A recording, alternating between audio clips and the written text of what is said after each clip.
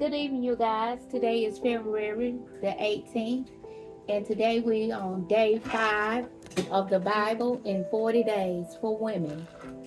And it states, "It was the Lord our God Himself who brought us and our fathers up out of Egypt from that land of slavery and performed those great signs before our eyes.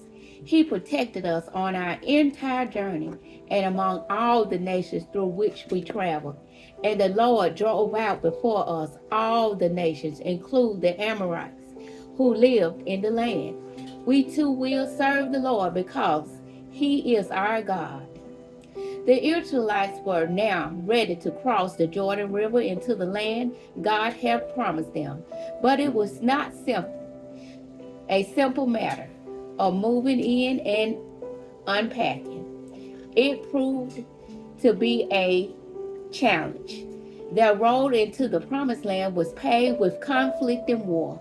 The people who already lived in the area did not welcome them with open arms. We read all about these challenges in the book of Joshua. The first part of the book tells the struggle of the Israelites as they tried to conquer the promised land. The second part ends in a climax telling how each of the 12 tribes of the Israel received their own piece of land. When setting foot in the promised land, the Israelites encountered their first obstacle, the fortified city of Jericho. Looking at the strong wall protecting the city, they wondered how a group of people would be able to scale such a high wall with only a sword and a spear. However, in the shadow of that high wall, they learned their first important lesson: nothing is impossible for God.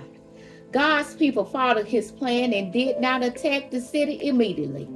Instead, God instructed them to circle the city once daily for 6 days, nothing more.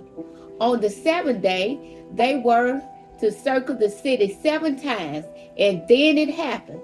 The walls of the city crumbled, and it was ready for the people of God to take. This dramatic event shocked the entire area. From then on, the inhabitants of the region were much more cautious of Joshua, his people, and especially of their God. They entered the promised land in triumph victory, but not without some adversity, for which they only had themselves to blame. Every now and then, they were so blinded by their success that they thought they had achieved the miracles without God. This proved to be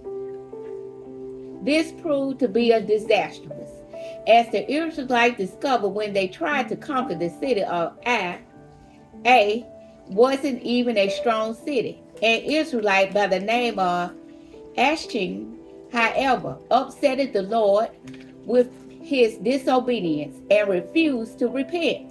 It was only after the Israelites realized they needed God and repent of their sins and pride they had triumphed. They reached their goal when they conquered the whole land. They divided it among the 12 tribes of Israel. Every tribe, according to the sons of the old patriarch Jacob, was given its own piece of land. It was long and eventful road from Egypt to the promised land. Therefore, the book ends with Joshua's last words to the Israelites. It is God who made everything possible. Without Him, they are nothing, and they should remember that. They should stay close to Him, do His will, and serve Him. They should never forget the lessons learned during the journey from Egypt to the promised land. Their lives and their future lay in God's hand. You guys, remember what God says. If He said it, He will do it. Not by our time, but by His time. He will never lie. Have a great evening.